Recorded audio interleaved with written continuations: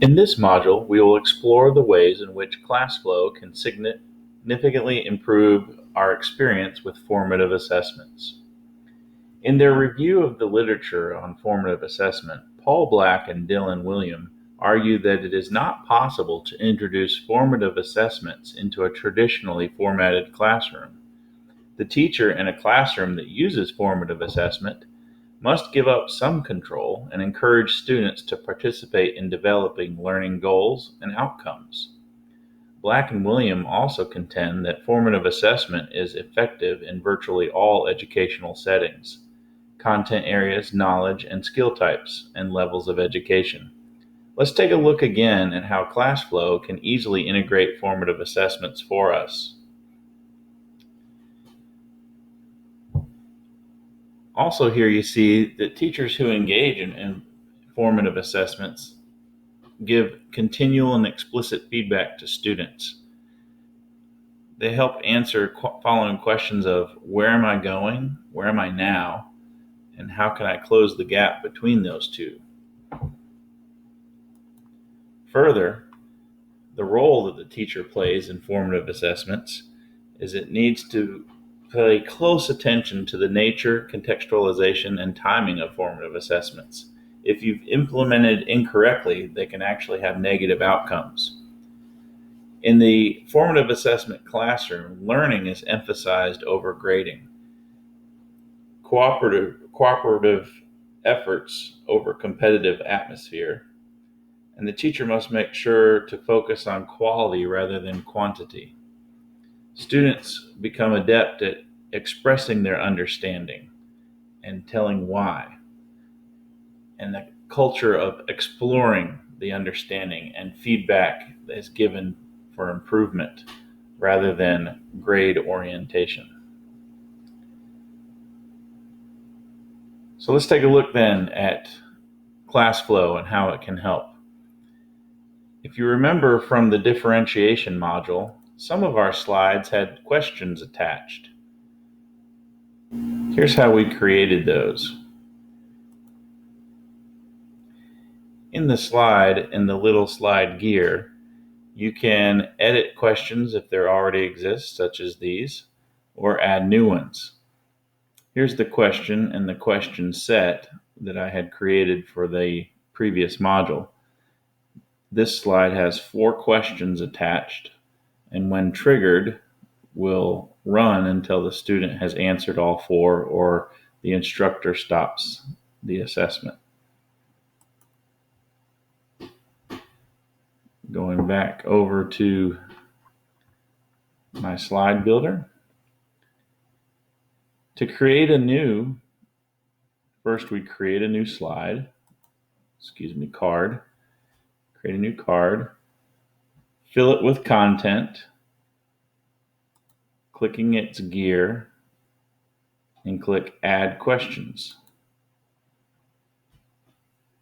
The first thing we do, we'll give it a question set.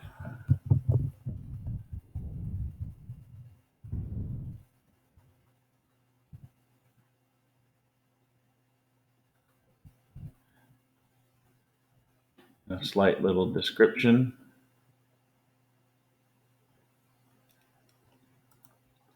All right, and then we're ready to add our questions. Clicking on Add New Question.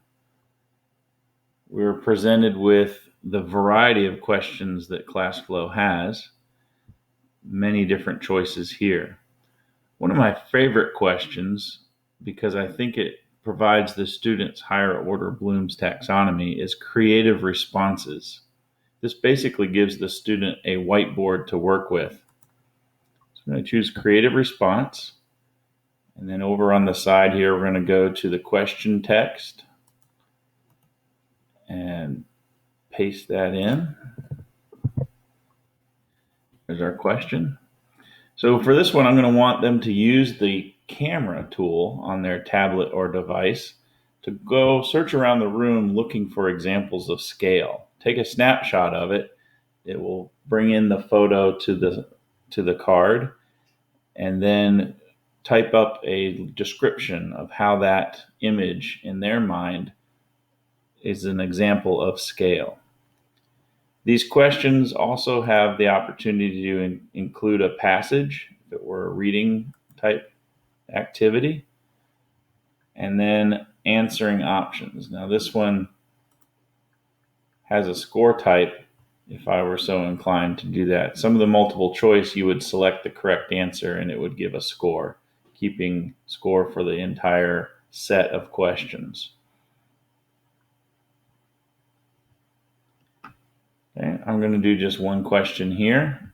We'll save that question. There it is. And exit back over to our assessment builder. Now when we look at this newly created slide, you can see the little indication that it has a question attached.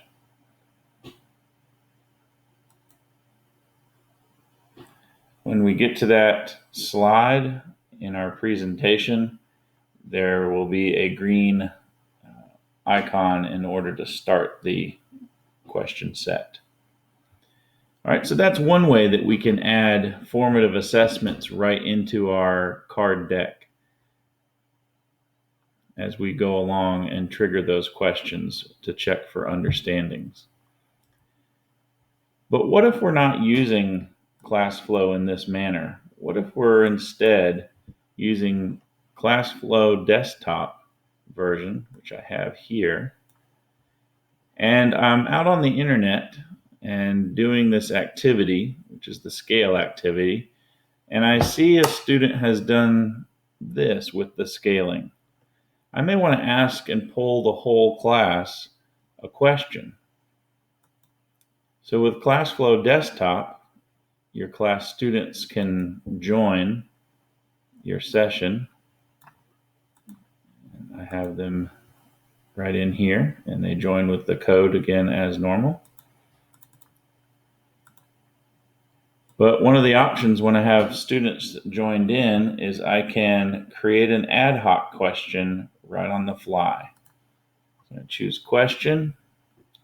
I'm going to choose text. And that then went, and I'm going to verbally say to the class, what has John forgotten here when scaling this up from green up to purple? And then for the student has seen this. So there, enter his response here.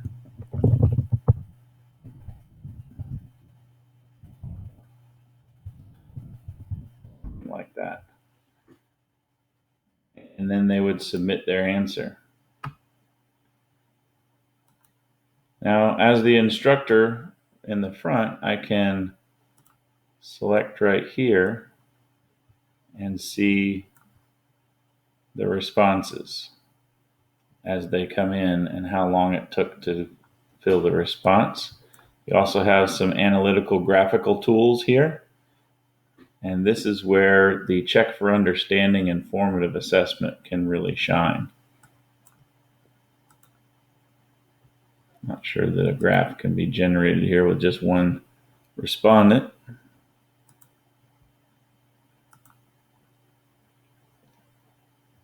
All right. And then by the time everyone's done, you can stop the question and move on. So those are the two main ways that we can use ClassFlow to enhance our formative assessments and collect data.